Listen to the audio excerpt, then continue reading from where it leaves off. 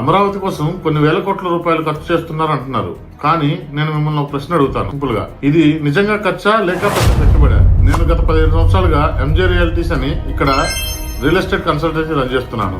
ఈ ఏరియాలో భూమి విలువ ఎలా పెరుగుతుంది, డెవలప్మెంట్స్ ఎలా జరుగుతున్నాయని చాలా దగ్గరగా చూస్తున్నా కాబట్టి అందుకే ఎమోషన్ తో కాదు, నంబర్స్ అండ్ లాజిక్ తోటి సింపుల్ గా ఎక్స్ప్లెయిన్ చేద్దాం అనుకుంటున్నాను. ప్రభుత్వం పూలింగ్ విధానంలో రైతుల దగ్గర నుంచి సుమారుగా 50,000 ఎకరాలు ల్యాండ్ పూలింగ్ కింద తీసుకుంది.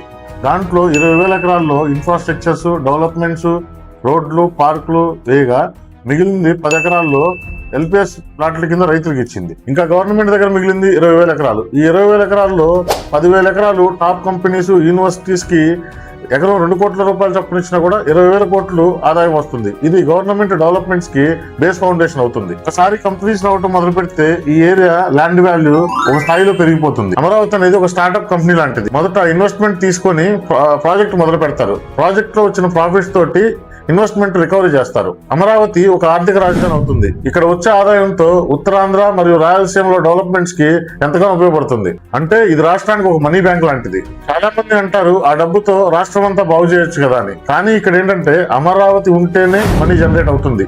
అమరావతి అనేది లేకపోతే ఆ ల్యాండ్స్ అలాగే ఉండిపోతాయి, మనీ జనరేట్ కాదు. మరికొందరు అంటారు ఇతర నగరాల్లో క్యాపిటల్ పెడితే తక్కువ ఖర్చు అవుతుంది కదా అని. కానీ అక్కడ 20,000 ఎకరాలు డెవలప్ చేయాలంటే ఎకరానికి 20 కోట్లన్నా కనీసం 4 లక్షల కోట్లు ఖర్చు అవుతుంది. పైగా అక్కడ ప్రభుత్వానికి భూమి లేదు, ఇక్కడ భూమి ఉంది. ఇది ఒక పెద్ద అడ్వాంటేజ్. ఇంకా ఇప్పుడు రెండో ఫేజ్ లో మరో 7 గ్రామాల నుంచి సుమారు 20,000 ఎకరాల భూమిని ల్యాండ్ పూలింగ్ కింద తీసుకున్నారు. దాంట్లో రైతులకు 5,000 ఎకరాలుగా, స్పోర్ట్స్ సిటీ కోసం మరో 2,500 ఎకరాలు, స్మార్ట్ ఇండస్ట్రీస్ కోసం మరో 2,500 ఎకరాలు యూజ్ చేయగా ఇంకా ల్యాండ్ బ్యాంక్ ఉంటుంది. దీనితో అమరావతి ముఖ చిత్రం పూర్తిగా మారిపోతుంది. అందుకే అమరావతి అనేది ఖర్చు కాదు, ఇది ఒక ఇన్వెస్ట్మెంట్ రీజియన్. ఇది ఖజానా ఖాళీ చేయదు, ఖజానా నింపుతుంది. రాజకీయంగా చూసే వాళ్ళకి ఇది ఇన్వెస్ట్మెంట్ లా కనిపిస్తుంది. అమరావతి డెవలప్మెంట్ పై మీ అభిప్రాయం ఏంటో కామెంట్ రూపంలో తెలియజేయండి. ఇలాంటి అవేర్నెస్ వీడియోస్ కోసం మా ఛానల్ ని ఫాలో అవుతుండండి.